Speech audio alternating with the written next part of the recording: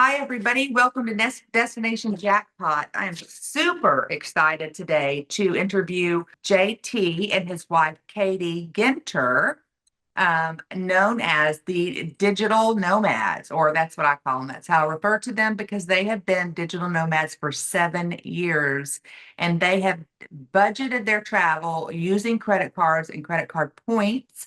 And all kinds of tips or tricks. And this is going to be the beginning of a series that we're going to be doing with JT and Katie.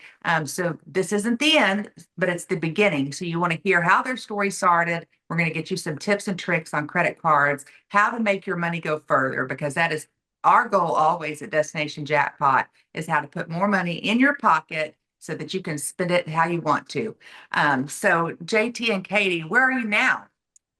We're in Fort Lauderdale, Florida. Okay. We're at kind of a crummy 4 points. We are trying to get some more Marriott nights to be able to requalify for status again this year. Both Kitty and I have Marriott Titanium status, and we're aiming for to get that again this time. And you both So have kind of a that. crummy 4 points in Fort Lauderdale. Yeah. Okay, so it's so interesting. I met you a few weeks ago at a conference, and you literally didn't know where you were going next. And it was like, look, you can do this $1, move this RV or something somewhere. You have to tell us about that. And then it was like you got $17 night or something at the Horseshoe, right? Yeah, we sure did. Yeah, it was a little expensive to stay at the Horseshoe over the weekend, but we didn't know where we were to go. We didn't have flights booked, and so we just went to the front desk. We're like, or actually, I think you looked at online, and we saw it was like really cheap, and we're like, let's just extend another night. It'll defer our decision making one more night. And We I'm ended up hopping up. Yeah, so glad I did because I got to gamble with Katie and show her my side yeah. a little bit, and we got to have dinner. So that was really a lot of fun. And so I was glad y'all got that $17 night and got to hang out with us a little bit. Us too. Us too. We end up hopping over to Los Angeles because there's a bunch of cheap international flights out of Los Angeles. But then we end up just bailing out of that whole trip. We never found anything that could get us requalified for the airline status we were looking for. So we bailed out. We went back to Atlanta, which is kind of one of our home bases. But we end up doing the mileage run to get that status just last week. So we flew from Miami to Atlanta via Dubai, as one does.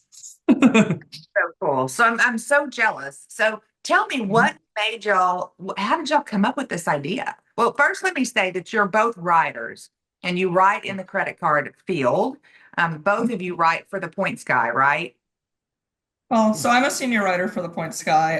JT left the Points Guy in 2021 and is now. I'm now the editor-in-chief at Award Wallet. So the Award Wallet blog, I run that. But yeah, I got my start at the Points Guy. We both started back in 2015 writing about points and miles. So we are coming up on a decade in this field.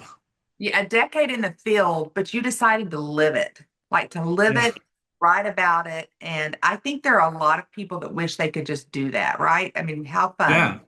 I'm sure it's not all fun. I'm sure it gets older. There's downside to everything, right? But so tell us what made y'all decide to do that. So back Yeah. before we got married, we pretty much JT quit his job a little bit early, and I had finished school, so we took pretty much a month-long trip from California all the way up the coast, went to Alaska, came down, and we're like, okay, once I finish my PhD, we should take like a gap year, like European style. So we Ah, started saving up our points and miles and saving up some cash for our gap year. But then our gap year kind of just turned into, yeah, being digital nomads and working remotely while we travel. Yeah, turned into we your figured. Yeah, exactly. Yeah, we figured we would burn off of our savings through that year, but we were trying to figure out how do you fly like these international one-way, like especially in business class would be incredible, but just international one-way trips without spending thousands of dollars. And that's how we got into points and miles space back in 2014. Signed up for a bunch of cards. My first redemption was actually an economy round trip to China. Katie and I are involved in a robotic soccer competition where there's a World Cup every year called RoboCup. And it was being held in Hubei, China, which is a regional province in China. And it was going to be like $2,000 for me to fly there in economy, not even, in any style. Yeah. I was like, there's got to be a better way. I found that I could sign up for this one credit card. It was called the Ink Plus. It's no longer available, but it was 70,000 points. I had no idea what 70,000 points even it got me. And I looked at it, and oh, I could transfer these Chase points to United. And I could fly this round trip to China for just taxes and fees. And I ended up doing this wild trip where I ended up flying around the world, flew back through Europe on the way back, and at my little ab geek heart sang. But it also helped us dive like headfirst into this points and miles space, and we started writing about it around that time through that process, and that became a full-time job. So actually, I took a hiatus from my accounting job in it was the end of 2016. I have to like keep the year. It's been a while ago. Yeah. End of 2016. I was like, I'll be back in the spring to work the tax busy season, but we wanted to do a bunch of travel, see family and do some international travel. And so we ended up flying, it was like 100,000 miles in like 3 months. It was a crazy amount of travel that we ended up doing, and multiple trips to Asia. And it came time to go back to taxes. And Brian Kelly, the points guy himself, was like, "Well, what do I need to do to make sure you don't go back?" He was like, "We would really like to bring you on full time." And so that was my end to get started full time at the Points Guy at the beginning of 2017. And then by June of 2017, we figured, why are we still paying for this apartment? We were traveling all the time. Kitty finished and defended her PhD. We decided to take off And it's amazing because you post your numbers on X, right, every month. every Um, month. Yeah. under what handle is that? JT Genter. So at JT Genter. So, Okay. yeah. So every month he posted. And if you go back and look, I told Mike, I'm like, they're spending less than what most people would spend, right? Um, Right. you have a house cleaner all the time to clean for you. Yeah, exactly. Take advantage of all the toiletries and the toilet paper and all those incidentals that really add up in a daily, everyday household. And so I just think it's super exciting. And what a better way to make you the best writers in this space than to live it and really understand it every day, right? Uh, Exactly. yeah, because now you don't just have to pay attention to it for your job. You got to pay attention to it to live, right? Yeah. Well, and Yeah. we're heavily invested in it because we want to learn about those tips and tricks because we want to apply them ourselves. It's not just like a academic style thing of like, oh, learning about this so we can write about it. It's we want to learn about it so we can do it, Do and it. then we Yeah. can write about it. Yeah, and it's so different for everybody as we were talking about. And so I'm excited to bring we're going to work together and bring some series on different types of strategies because it's going to be different for that person that's going on this extravagant honeymoon or Right. somebody that's just wanting that cash back type thing or wanting to do international travel or just domestic travel. So we've got some good things that we're cooking up. So you're going to want to stay tuned and follow along on this journey with us because it's going to be, I think, a lot of fun. So and if you ever do points or credit cards or you Google anything about that, you're going to see the points guy. I mean, I know the points guy. If you've ever looked into this at all, you've come across the points guy. But what I'm super excited about is that both of you write, which I'm so envious of because I definitely am not a writer. I love to talk and I can talk Mhm. and journal that way, but writing has never been my thing. But that's why I think this is going to be such a beautiful relationship between all of us because we're going to bring your words to life, and the Yeah. people, or we're going to be able to send them back to your publications, as well. And then our destination jackpot viewers are going to get to meet y'all, to know y'all, and get to interact with you. And I'm just so excited to be able to bring this. I'm glad we met. I'm so glad that we met. It's Yeah, gonna us too. Yeah, really excited to help your listeners, viewers along the journey and help them level up. It's a big like passion of ours. This is a passion project for us. We love to help travelers be able to travel more for less. and how many miles do you think you do a year? Do you know? You'll probably be over 200,000. Yeah. We traveled together most of the time, but Katie had a couple extra trips. And I think I'm going to be at 186,000, which is a little bit low. I typically average around 200 to 250 a year. that's when the CPA piece comes into this, right? Because you're Yeah. by trade, so you keep really good records and down to the mile. I love that. Exactly. We'll have to get some tips and tricks, some spreadsheets to keep for people. And then Yeah. you can start reporting back to us like how they've saved money. I'd love to see that. Give them a spreadsheet. That'd be fun to do. Yeah. Sometimes I just talk off the cuff, so none of this is planned. I'm Yeah. just saying it. But so when you travel like this, do you have times where you go home, like with family? Because I know you put everything in storage, right? Sold Well, everything. yeah. It's like what? Yeah, we did sell or donate most of our stuff when we hit the road, but JT's mom still has a house. Your dad has a house. My parents have a house. So, and your sister. So we kind of, when we're back in the US, we kind of bounce between them and make sure we get to see everybody. And we Yep. also have a bunch of friends located throughout the US, so we'll go visit them. We're actually Mhm. seeing them more now than we were like when we were in Austin and I was doing my PhD. We're seeing all of our friends and family a lot more, which is nice. Yeah, when I was working in accounting, I was at most getting 3 weeks of vacation a year. And so it would be like, well, sorry, family, we're not coming home for Thanksgiving because we want to take this trip to Hong Kong and we're taking off Monday, Tuesday, Wednesday of Thanksgiving so we can make a week-long trip. And we're trying to cobble together any holidays we can get to like take these trips. And now, yeah, now we're able to like hang out with them. Most Christmas, we will be back on the ground by 15th or 20th, depending on the year. And then we're just on the ground throughout the craziest of the busy seasons while Which, everyone else is battling for those empty seats. yeah, We're hanging out with family. So actually, we do kind of have a home base. During the pandemic, we had nowhere to go back to. And so we ended up buying an RV. We got started doing RV relocation deals as we were writing about it. And so when we got to I think it was July of 2020, and we had spent time with our families, and they weren't sick of us, but we were kind of sick of being stuck indoors. And so yeah. we said, what if we just bought an RV? We bought a former rental RV where the rental company was like, well, travel is dead. Let's go ahead and sell all these RVs that we Wow. won't need anymore. Right before that turned around very quickly after that. But we bought an RV and we store that in North Atlanta, and so we're able to kind of hit that as a home base. And we actually just stored that yesterday for this trip. But we were hanging out with my sister and my dad for Thanksgiving, where we drive the RV over to their place. We have our own bedroom, and then we're able to still see them. That's nice, but you still have that privacy because I can bet Exactly. being used to all that privacy and then being with a bunch of people all the time can be a Yeah. little difficult too. But that's really cool. So you timed that perfectly. I didn't even think Yeah. of the pandemic because you've been doing this for 7 years. So where were Yeah. you when the pandemic started? Yeah, we Yeah. were So down in South Africa. We were actually out at Kruger National Park and doing a bunch of self-drive safaris and had plans to kind of snake our way up, finally go see like Victoria Falls and Dar and Zanzibar.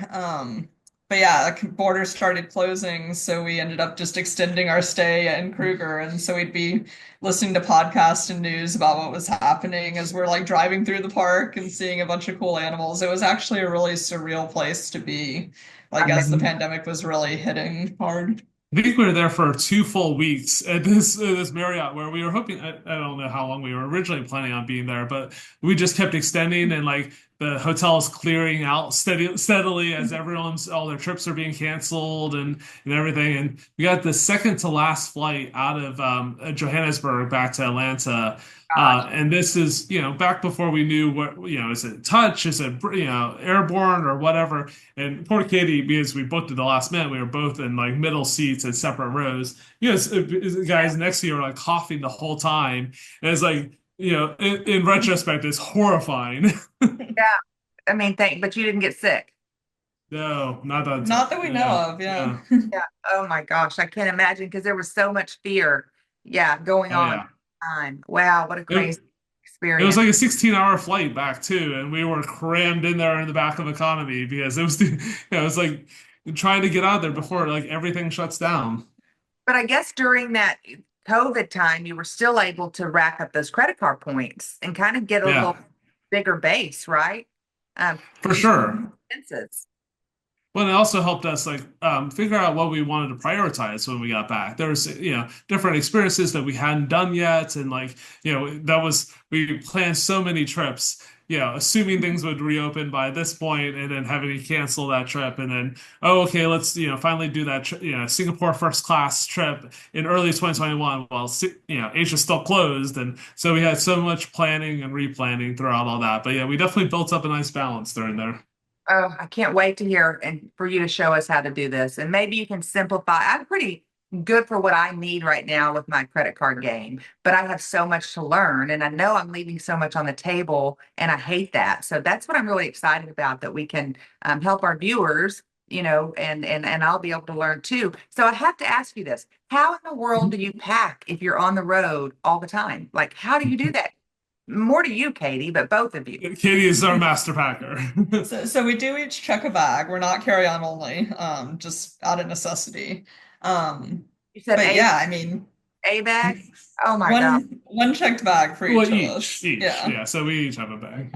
But yeah, I mean, a lot of it depends on the trip because like sometimes we'll be out of the US for 6 months. So it's like, okay, well, where are we going on this trip? Do we need our ski clothing? Do we need water shoes? Like what do we need? And then of course there's some staples that I always carry. But I mean it's like little things like you need to take all the contacts you want, you need sunscreen, you need like the US medicines that you want, like Dayquil and such like that. So it's I don't know, we've definitely collected a lot of stuff over time.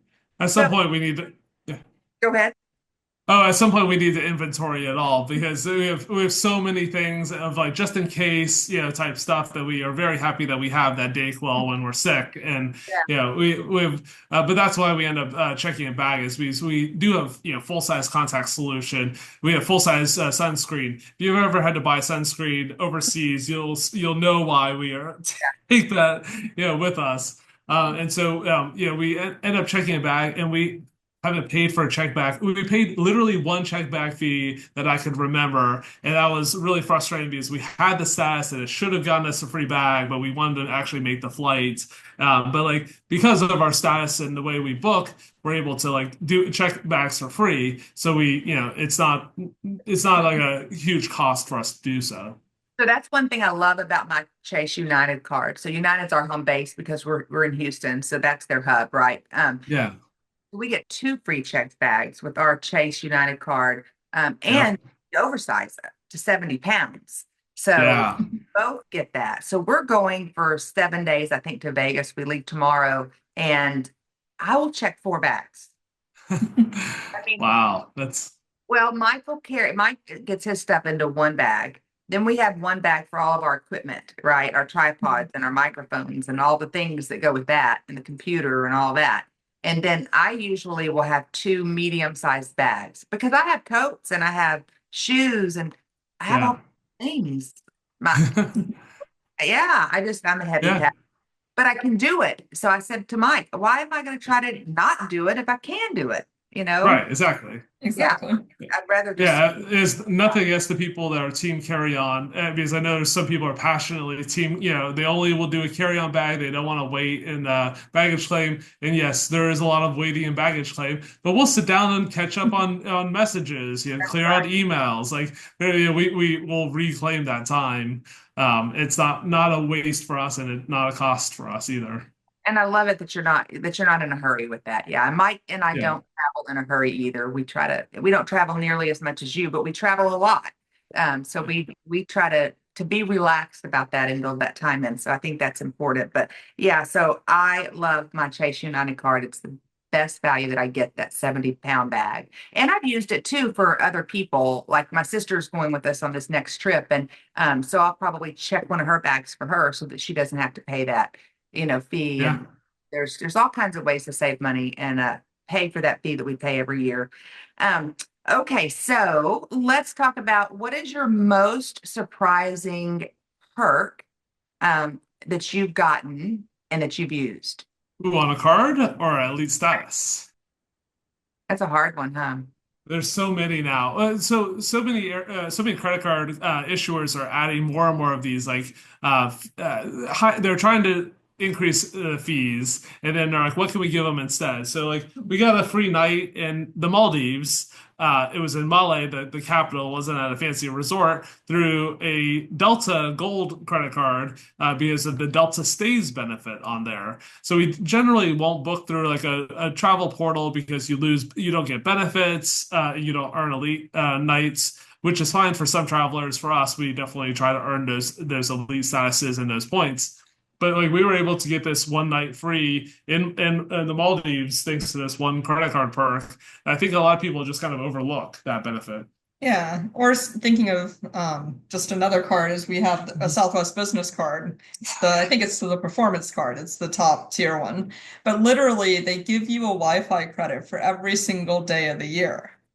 So Wow. 365 credits that you get during the year. So we'll each use a credit in the same day, and even if we connect, we'll have 4 purchases in one day.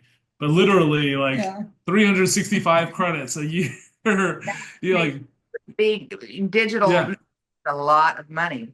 Yeah, because it's absolutely. that it's not cheap. The Wi-Fi connection in those hotels. So I just put that on my list because that's a whole nother video that we can do about making sure you're Yeah, using all the benefits of your credit cards, right? yeah, Because most credit cards have enough features that you get built in there that you can cover that fee. You just have to make sure you're using them.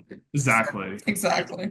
Maybe we'll have to do a whole video or a tip in our tips video. We'll do that. Okay, so what about a favorite place that you've stayed? Like, do you each have probably your own favorite? There's so many favorites. We're very, very lucky we've had a lot of great experiences.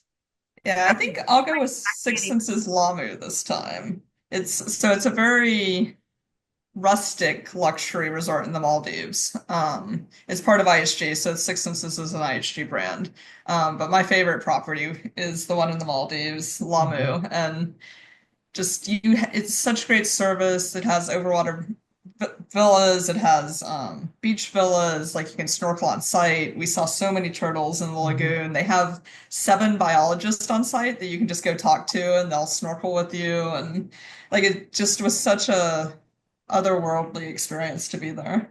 And it's our style of luxury. We're not like dress up type luxury type folks. When we arrived at the dock for this Six Senses Lamu, because you do a domestic flight into a domestic airport, and then you catch a boat out there, and they invite you to take your shoes off. You don't have to, but if you like to take your shoes off and put them in a little bag, and I was like, oh, this will be kind of cute. We'll, take our shoes off for a little bit. I did not put my shoes on for 4 days while we were at this luxury hotel that's, gotten thousands of dollars a night, because there's like this barefoot luxury mentality of like, yeah, you can go, to the fancy restaurant and literally bare feet, and like everyone else is doing it too. Some people are showing up in, whatever, clothes they want. And it's like this really fascinating, like luxury where it's like focusing on, be yourself kind of luxury with 7 marine biologists, with incredible food, with all of these like incredible experiences on Wow. an overwater villa in the Maldives with So what outdoor showers and everything. might that cost for at that location? Looked into that more. Yeah. So I mean it can be in like the $700 a night type range, but it can also go up to the thousands of dollars a night, like during the peak seasons. You can also redeem IHG points, and you can even get a 4th night free if you have the IHG card. Yeah. Okay. Is that what y'all did? You got your fourth night free. So you stayed 4 nights and paid for it with your points? Yeah. No, Well, I actually did a review for the points guys. So if you want to read about it, you can go check out my review on the site. But yeah, they actually paid for part of it. So that's why we booked a cash rate, was so we could kind of get them to pay for part and me pay for part. yeah. So what was that called? What was that article? Just search Maldives, the points guy. Just search Six Senses Lamu, the points guy Maldives. Yeah. Okay. Or Katie Ginter's name, and that'll come up too. Okay, so tell me about a favorite credit card. Do you each have a favorite credit card? Like if you could only Yeah, have we I can. Yeah, we've debated this many times, so I'll let you go first. Yeah, so I mean, we're very much a fan of like many credit cards, and each of them have their place. But if you only had to have one, and you're big on travel, like the Capital One Venture X is really it punches above its weight. There's a $395 annual fee, and I know immediately that's going to have a bunch of people tune out.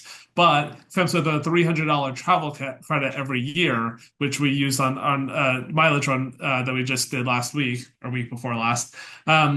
Whatever it is at this point. I think it was last week. So it comes with $300 travel credit. It's pretty easy to use for a flight or hotel or car rental. And just by using that, now it's a $95 annual fee card. It gives you access to all the Capital One lounges, as well as Priority Pass lounges. And what is their other partnership? There's another Plaza Premium. I always forget that. So all Plaza Premium lounges, you get access to all of those. You get Hertz top tier status, the President's Circle. You get you get like good rental car protection. So like when you go to rent a car, they say, do you want to have the liability, all that. You get to waive all of that and just put it on this card, and it covers the damage to the car. It actually doesn't cover liability, so that's a whole nother aspect. There's all these benefits that come on this one card for $395 annual fee. But a lot of its peers, like the Chase Sapphire Reserve, is $550. The Amex Platinum's now $695, and so you have this card that's $395. And if you're able to use the $300 travel card, it's a $95 annual fee card that comes with so many benefits. So that would be my one card, and it's in the front of my wallet. But that'd be like cutting your arms off. What's that? If you only have one card, that'd be like. Oh yeah, exactly. So I'm assuming on that it's like 1 for 1 point. Mm-hmm. Pretty much on. So Capital One, I really like their points because you can redeem those points to offset travel purchases if you want. It's 1 cent each if you do that. So that's a super easy way. You can do Ubers, you could do tax and fees on a word ticket. You can cover that and have literally zero out of pocket by using your points that way. That's the minimum value is that 1 cent per point. You can also transfer, I think it's 18 airline and hotel partners that they have that Capital One has. And most of those transfer at 1-to-1. There's some that are kind of wonky. But yeah, so you can get much more value out of that. The caveat with the Capital One card is they don't partner with any US programs. So you have to kind of know how to work the game. I've got an article on that I can certainly share of like how to redeem Capital One miles through international programs for domestic travel. And you can actually sometimes pay much less than you would through the US airline. So one example is you can transfer Capital One miles to Virgin points to book Delta flights. And it starts at 7,500 miles. And so that article with JT Ginter, right? Yes. Yeah. That one's on a word wallet. It's a Capital One, and then domestic travel is probably the best way of searching for that. It goes through all the tips and tricks on that. Very cool. Thank you for that. And how about you? If I had to pick one card, I would probably pick the Venture X too. But just for the fun, I'm not going to pick the same card. I mean, if you only have one card, you want one that's going to give you your lounge access. You want one that's going to be decent for spending, which really is why the Venture X is such a good choice. If you're a business owner and you're spending a lot on travel, I would say the Ink Business Preferred is a really good choice too. It doesn't have all those extra perks that you might be wanting, like lounge access, but it is giving you 3x on a lot of categories you're going to be spending on. So I think that's a better pairing with another card. But since you already chose the card I was going to pick, I'll say the Ink Business Preferred. Well, that's interesting too, because in that again, it's going to go back to your goals. What are your goals, right? So if you're looking for a lot of travel points, you want one that's going to give you 3 times, right? Exactly. That's interesting. Okay, so give us a quick overview to set us up for our next part of our series, so people can be thinking about like what is the basic credit cards process when working this game.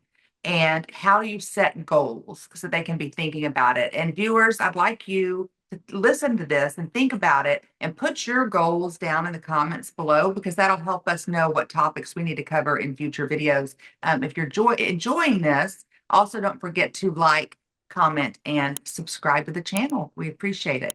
Okay, so quick overview of the credit card process and how to set some reasonable goals. Yeah, so as you were saying, the first part is to think, what do you want? Like, what is your goal? What do you want? And then how much effort are you willing to put in? Because say you just only really want cash back, you don't travel that much, you travel maybe once or twice a year. Like earning cash back might be the better option.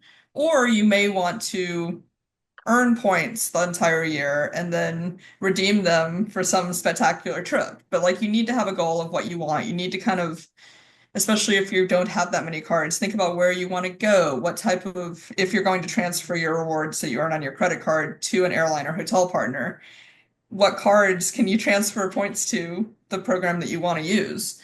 So you really need to kind of plan it out. And that'll also make it a lot easier for you to be thinking as you're spending, like, okay, I need to use this card because that's going to earn towards my Hyatt stay that I want to stay at next year. Yeah, absolutely. And also knowing where you stand on credit wise, like if you're still building your credit or you have had a setback, you may not be able to get some of the top rewards cards to start out. But there's ways of doing that, whether it's through starter cards, secured cards, or whatever, to build up your credit. And I do feel like that's a part that's overlooked in a lot of our publications, because we can't, like, any story that doesn't start at the Big Bang doesn't, isn't all inclusive. We can't, start at the beginning, like, every single time. But that is something that's really important, is like figure out where you are credit wise, what you can do, which cards you're even eligible for, and what ways you can improve that over time. Because a lot of the top rewards cards do require good to excellent credits. They're not all of them, but yeah, a lot of them do. Yeah, so you may need to spend some time building your credit before you can kind of really dive into this. We should also mention that if you are carrying balances or you're not able to pay off your balance every month, make sure that you're primarily using cards that have those lower interest rates. Like it's not worth paying interest to get rewards. Like you need to get your balance down and then focus on earning rewards. And there are plenty of actual good cards that earn well, that have like 0% balance transfer fee or 0% introductory purchase. And so if you're in that spot where, like, finances are tight and you're trying to pay down a balance on another card, maybe you're able to open up that card to, spend on now while you pay off another balance and lower your interest. And then you can start focusing on the rewards. But yeah, definitely if you're carrying over a balance, the APRs are so high on these rewards cards. Yeah. So I think that's a really important part about, like, setting the expectations and where you are and where you want to go. Mm-hmm. I'm so glad you said that, because I did have that to say in my notes at the very top of this, because I do think Yeah. that's so important. You should not be carrying balances on these cards. Really, you need to focus on getting that paid down or getting it over to a 0% card before you ever start this game. And you've got to have that Yeah. discipline. Otherwise, you're really paying out a whole lot more money than if you just paid for the trip itself, right? Exactly. Yeah, Exactly. so we are super cautious about not, we don't carry any balances on any of our credit cards, and we have several. But that's so important, because otherwise you'll end up spending so much money. So I appreciate you saying that. So we'll have to do a whole tips and tricks video and go over how to build your credit and some tips and tricks with that. Y'all watch for that, because that'll be, a whole video. We could talk about that, really, because there's a lot to it for sure. So setting your goals, I would say, to break it down, viewers, if you want to just do, like they said, the cash back, if you're wanting to do domestic travel mostly, just a few trips a year or more, kind of which direction would you want to go with credit cards that way? If you want to just do a basic international kind of a trip, maybe a one-off thing, or you're planning a big extravagant honeymoon, let's go all the way out, international type trip. Are kind of the things that we're thinking for different, because those four categories are going to have very different credit card strategies, right? Absolutely. Yeah. So I know Mike and I are really wanting to plan a trip to Italy and Greece in 2026. Nice. And so I know that I've got to really laser focus because my goal is to pay for that entire trip somehow, for the most part, in points that we've earned. And I know I can do that. I just got to get Yeah.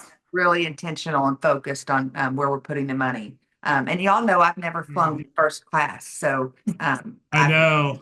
got to change that. I'm such a budget traveler, though. I Uh, know. My mind was already starting to spin as you said that, because one of the best ways to fly to Athens, and then where else does Emirates fly? So Emirates has these Fifth Freedom flights. So Fifth Freedom flight is where an airline flies between two countries that's not based in. So Emirates obviously flies to Dubai. That's their main bread and butter. They also fly between New York and Athens, Greece. And also, I think Milan, is that the other one? Yeah. And so, if you want to look at some really blingy business and first class, that's one way of flying over there. Especially if you do like an A380, they've got even in business class, they have a bar in the back where they have a bar and like a lounge area, like the old days of travel, where everything but the piano. But like it's an incredible experience. But yeah, that's the question. It's like, do you want to stay up all night? Hanging out at the bar. For people who might struggle to fall asleep on a plane, that's great. Other people might just want the lie flat seat, and that's all they really care about. Man, there's so many different types of airlines and things, and it just blows my mind the research that I've done. I mean, I've never flown in first class, so if I could fly in that, that just would be amazing. But we're gonna make that happen. So Yeah, so speaking of favorite flights, what's the favorite, most luxurious, amazing flight y'all taken? And it can be a different answer. so many. We're spoiled in having so many great experiences. Do you have one that pops in mind? I have two that pop to mind. Sure. So recently we got the luxury of booking Lufthansa first last minute out of Frankfurt, from True. Frankfurt to Mexico. And that was just a spectacular experience, if you want to tell them how we booked it.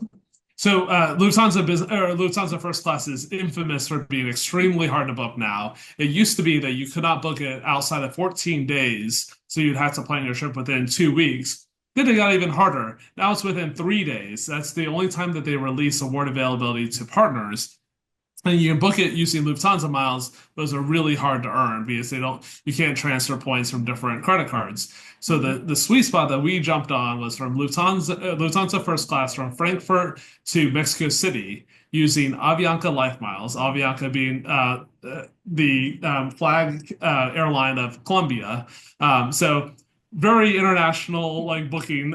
So we transferred Amex points to Avianca Life Miles to book German airline Lufthansa, and this is incredible experience. They have a whole entire terminal just for first class passengers in Frankfurt. Yes. And so we got to experience that. And funny enough, we actually ran into fellow travelers who recognized us there at the first class terminal. They were on a different flight. And then they drive you to the plane like in a luxury car or a van if you have other people. Yeah. But they drove us to the plane. And then once you get on board, it's just the food's spectacular. The service was really what stood out to me. Probably the best service I've had on a flight. Yeah. That was an incredible experience, and we just had that a couple of months ago now. Yeah. But speaking of service, what comes to mind for me is Cathay Pacific first class. So it's not the newest first class product. I think they're working on a new one, but Cathay Pacific first class is one of the most luxurious and considered one of the best due to just how incredible their service is. And that was one of my first the times I flew first class, and we've had the privilege of doing it together as well. But I got to see how like the flight attendant, like the person in front of me was very formal, and so the flight attendant was very formal, and like in the service interacting with me, she understood I was more conversational and friendly, and so we chatted, and so it was really like incredible to have someone be like very service oriented to the individual that they're working with, and those seats are literally 3 feet wide. So it's incredible seats, like huge seats that. Yeah. So she was reading her customer. Yeah. Exactly. Fitting that made it so much more luxurious of an experience versus like a cut and dry, here's the service I give to everyone type of thing. And 3 feet wide. I mean, that's big. Yeah. That's Yeah, big. it is. We actually have a photo of us sitting together in a seat, like, and we were a little thinner at that point, but we we could fit. But also into flying as a couple, we actually did it on Valentine's Day, and we were able to have back-to-back seats. But for dinner, they can set up the seats so you can dine together. So you're using the same very large tray table, but they have like seat belts in the ottomans, so you can sit and face each other and have this like great experience together. So Mhm. I may have to really make sure I have a big bank of points before I start doing these luxurious. yeah, I'll be like my hotel rooms. I won't want to go back. Um, yeah, I had somebody over at Thanksgiving that knows about our channel, and they were like, "Well, so what's like the worst hotel that you've stayed at in Vegas?" And I'm like, "I don't stay at bad hotels. Like I just don't. I just do not." yeah. I mean, there's some that I probably wouldn't stay at, so I told them those, but I don't like to stay at bad hotels. I'm really spoiled like that. Um, Yeah.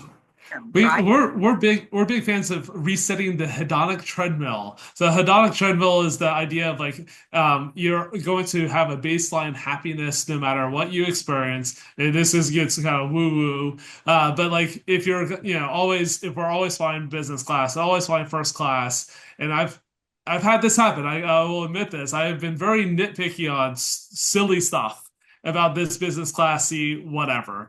And I forget, oh, I'm actually in business class. I get to lay flat. I get this incredible service, incredible food. And so we try to be intentional about resetting it. We're at a kind of crummy 4 points right now, and we've flown economy from in July we did from Sydney, Australia, all the way to Santiago, Chile, which is like 14-hour flight in economy, and it really, you appreciate a lot more of like the luxury experiences when you like, kind of reset that and be like, oh yeah, this is the other alternative. You keep yourself humble, right? Yeah, exactly. Yeah, Exactly. that completely makes sense. It makes sense. So, what is the biggest tip that you can give someone that's just starting out, other than to not carry a balance? Because I think that's the Yeah. biggest tip. Mhm. But other than that, what is the biggest tip y'all can give to somebody that's just starting out? I would say start small, and don't. I mean, we dove head first, and I say that, but the details are kind of insane when we look back at it. We got it when we first started doing this. We would do aparamas, so we'd apply for a bunch of credit cards all in the same day. Because of how it hits your credit score, all those applications, all of those inquiries, will damage your credit for a few months. So the idea is if you do it all in one day, you can get approved for a bunch of cards. You'll take a big hit for 3 months, then it'll recover, and then you can do it again. So we accidentally, because we had a few applications go pending, and we had a bad experience. I messed up. I had a Katie call Chase about a business application. Didn't prepare her for the call. Ended up getting denied for that card, and it was a traumatizing experience. So Katie at the time said no reconsideration calls. If a credit card application goes to the pending status, we're not going to give them a call and say like, hey, we'll answer a few questions if you can apply or approve us. Which is we can get all into that strategy of reconsideration calls are a big part of this process. Reconsider. Anyways, So you're saying yeah. to those? Was that? Well, That so at the time, because I messed up at this point and had Katie have a very bad call. So she said she's not going to call anybody, and so we applied for a few different cards, and they all went to pending status. And at the time, we were like, well, pending is going to mean no because we're not going to call. And so we kept applying for more and more cards. We end up all of them got approved. And so we had 9 credit cards that we all signed up for in one day. 9 credit cards. We had to spend $39,000 in 3 months to hit all the bonuses on those. So don't do that. That's an extreme example, but Which we so really haven't discussed that yet. Like a yeah, lot of the benefit of opening a new credit card is that welcome offer, the welcome yeah. points that you get at the beginning once you hit a minimum spending requirement, which I'm sure we'll discuss that in a lot more detail. Mhm. But that's what we were going for with a lot of those cards, is like opening them, doing the spending to get that bonus, and then maybe we keep using them or maybe we don't. But like that's a lot of the value if you're getting started is earning those welcome offers. Yeah, Yeah, that would probably be the best starting off tip is look at the welcome offers and um And I know it's I'll we're gonna yeah, I'll help. give my tip, which would really be that like start out slow, as JT was saying, but also if you're going to earn those points and miles that you can transfer to airline and hotel partners, really think about what you're doing. Make sure that you're getting good value out of them. It's not a bad thing to sit on those points for a little bit because even if one airline or one hotel program becomes less valuable, you still have all these other options. So just take your time. Don't book at a lower rate through the portal just because this one trip doesn't have a hotel in the program that you want. yeah. Consider saving those and being able to redeem them for higher value because you're doing yourself a disservice if you're redeeming those transferable points to low value. And that's It's so a great true point. too. You really should. And I think maybe we'll get into that in our other videos later, but you really want to make sure, like you said, that you're getting the most for that value. So Yeah, sometimes it might make sense to pay cash if the fare is absolutely. right instead of redeeming those. Absolutely. Yeah. Yeah. Yeah, and you can see from our monthly recaps, we pay a lot of cash.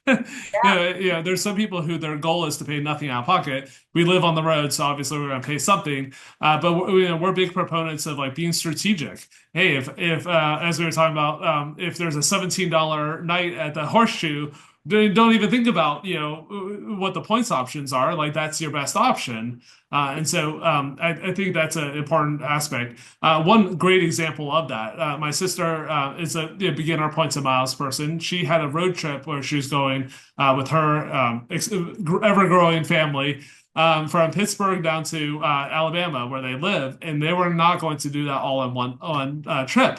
So she was looking at what were the options for her to book. Well, her chase points can transfer to IHG. She can stay at IHG for like 30,000 points. You can transfer to Marriott. There was a Marriott along the way for 25,000 points. Or she could transfer to Hyatt and book a hotel not for 5,000 points. And so that was, clearly the best option in that case is finding the Hyatt that she could transfer her points to and stretch her points literally 6 times as far than the other options that she had. And so I think that's the hammer home the point that Katie was making, like be like strategic about the redemptions you make.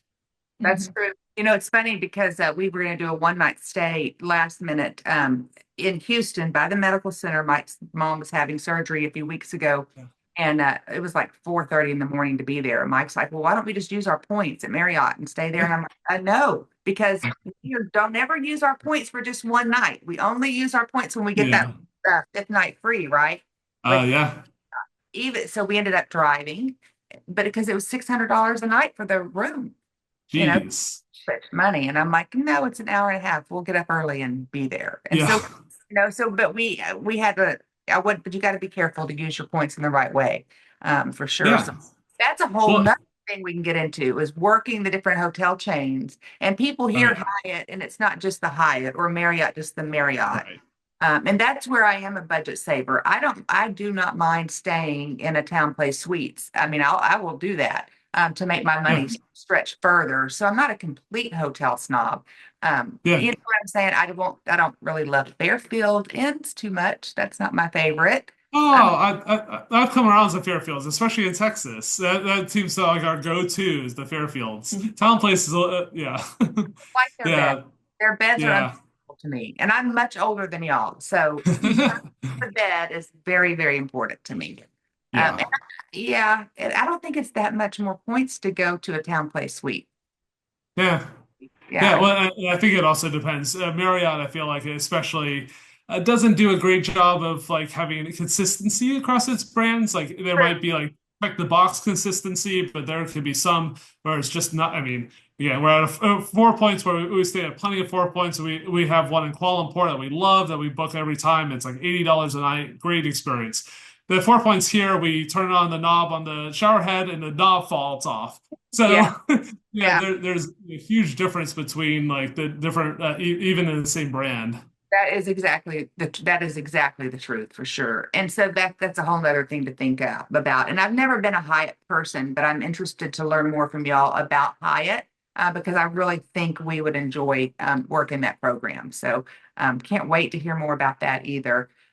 So let me see, just a few more questions. I know we wanted to talk about Atlantis because y'all had done that trip recently and we have so many viewers here. So can y'all give us some quick tips about Atlantis? Was it your first time that you've been here? So if you're a Caesars card member, depending on your level of diamond or 7 stars, you get a different level stay in a different tower at Atlantis with that when you earn that status. So I think that's real important to our viewers. So y'all earned that trip for the merry-go-round, right? Yeah, Okay. so we actually earned it through having a Wyndham credit card. We have a Wyndham Earner business card that Okay. we were able to that gives us Wyndham Diamond status. And then we can match the Wyndham Diamond status to Caesar's Diamond. But then once you have the Caesar status, it works exactly the same as you were saying.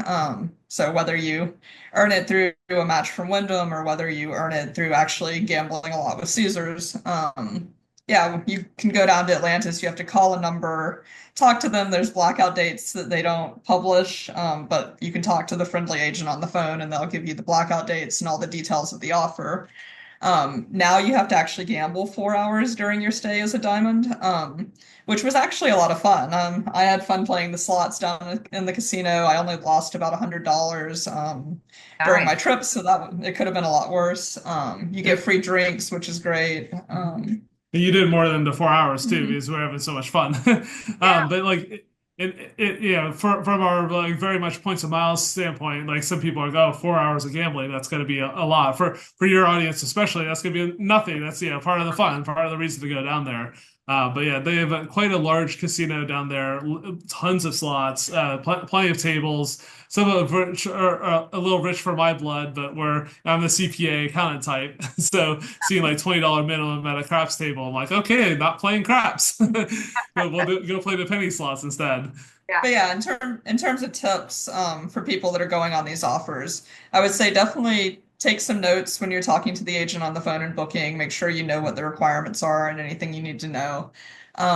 Once you get there, like ideally you're going to book in a lower season because we've tended to get much better rooms. This was, I think, our fourth time staying on an Atlantis, like Oh, Caesar's comp. Um, and when we went during peak stays, we've gotten much worse views than when we went during like kind of off-peak times. So definitely try and go during off-peak if you can. Once you get there, the food and beverage is going to be really expensive on on the site. resort. So like splurge for some meals there if you want, but there's also some more local restaurants you can walk to nearby if you're up for kind of some local food. I love the water park. That's the main reason I keep going. So definitely slot yourself some time to go on the slides, see the marine life. They have feedings that are scheduled so you can go watch like the sharks be fed or the turtles be fed. Mhm. I really love it.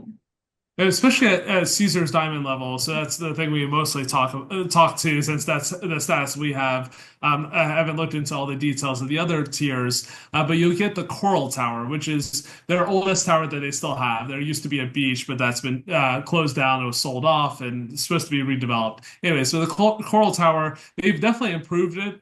Over the years, but it still has like motel-y vibes. It's not the fanciest room around. The beds are actually pretty comfortable. They've added stuff like refrigerators and Keurig coffee pots and stuff like that. But it's not the finest hotel room. The Royal is nicer, and then there's even nicer towers above that. So I think that's some of the is it worth going down there kind of decision is like, are you okay with kind of a room that's not as luxurious? And for us, that's a absolute yes.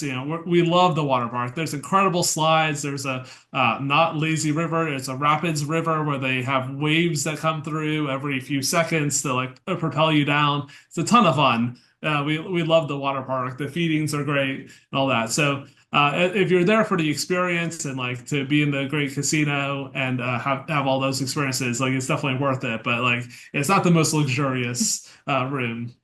And I think that depends on the status because I know the 7 stars Yeah. pretty, Oh different. yeah. We're taking advantage of that offer and do it this year. Because I didn't do it Awesome. last year, which is silly that I didn't because it's free. We did go Yeah. there, however, in February on a cruise, so we got to see the casino, and I was really impressed with the casino. I thought it was very Yeah. nice. And I really wanted to see the whole property, but unless you are booked there, you cannot get in there. It's They have it locked down. There's a little beach area where you can snorkel and all. It really looked amazing. So I think that would be a fun trip. So I think we're just about out of time. But y'all, but we mentioned the merry-go-round. I want to mention that we do have an interview that'll be posted with Dave Grossman. He's the one that invented the whole merry-go-round thing. So if you're interested in that, the merry-go-round is where you kind of tier status match without actually gambling, and you get these different perks and things. So go check that video out. It's really great and helpful. And he's the one that invented it. It is changing, as you said, all the time, all the time. That's Um, fine. Award wallet, I don't think we talked about it enough. We'll be talking about that more, but check Mhm. that out too. That's where JT Ginter is kind of really involved in that, and that helps you Yeah. keep all your credit cards. Tell us quickly about that, JT. Yeah, so Wardwall started 20 years ago. We actually celebrated 20 years this past month. It helps you keep track of your hotel and airline and all these shopping and all these other accounts. There's over 630 programs that we support where we keep track of your rewards balance, your expiration dates, your loyalty status, and like your levels towards it. A lot of gambling programs are tracked through Award Wallet. So it's an automated type of thing where Award Wallet team, will set up bots to go log in on your behalf to pull that balance, so you can see whether your points are posting like they should or not. That's something that we are constantly looking at, especially as the year ends and are we going to hit those statuses. But so that was the starting part. It's a travel concierge in your pocket. You can have all these trips that you take can automatically import if you connect a email account or if you forward your travel itineraries. You can see like your trips all lined up. You'll see the flights, hotels, car rental, shows, like all of that can be all in one timeline. I remember back in the days when my family would travel and we'd sketch it all out on paper and be like, okay, we gotta be here at this point and all that. Now it's all done digitally and with no effort at all, how we have it set up. So that's the travel like concierge, that's the trip side of things. Also remind you when there's time to check in, time to head to your gate. There's a lounge tool where you can see what lounges are in the airport that you're available. Incredible, tons of stuff. It's a freemium app, so a lot of the features are completely free. And then there's a plus, Award Wallet Plus is $50 a year. It's, I do work for Award Wallet, but I could say it's better than like Trip and all that. They're even more expensive than that. So and then the part that I run is the Award Wallet blog. That's the education part where it tells people about how to earn status, how to earn points, maximize card offers.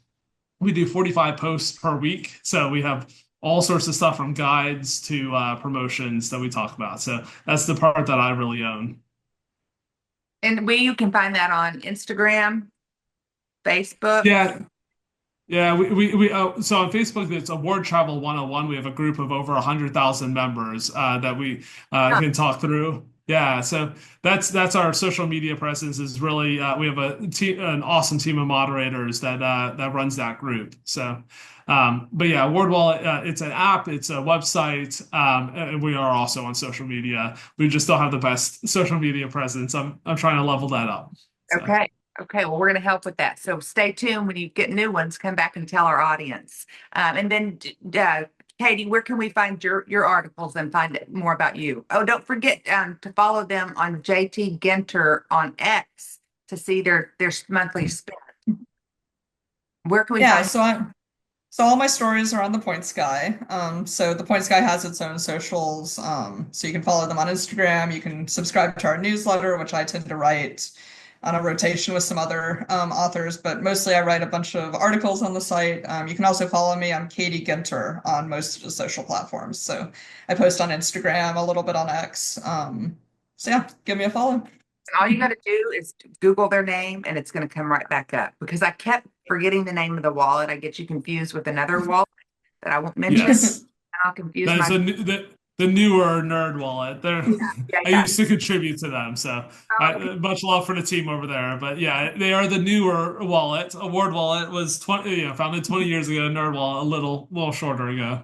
yeah. Okay. Well, so that's who I confused you with. So I have to always sometimes go Google it. But I'm so excited about this the friendship that we developed and bringing our viewers more. Viewers, tell us down below what you want to see, what topics you want us to cover, and we'll certainly consider that. Be sure to like, share, and comment below. We appreciate you watching, and until next time, save that money, earn those points. Hope this helped. We'll talk to you soon. Go anywhere to find you.